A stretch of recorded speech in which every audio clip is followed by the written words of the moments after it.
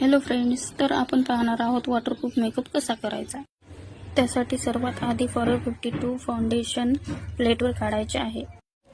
त्यानंतर त्यामध्ये ड्युरालाइनचे 2 drop mix करून घ्यायचे आहे। त्यानंतर फाउंडेशनला छानपैकी ॲक्टिवेट करायचे आहे।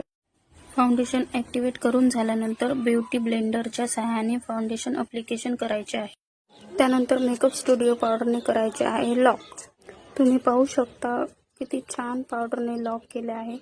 त्यानंतर लावायचे आहे फिटमीचे कॉम्पॅक्ट पावडर।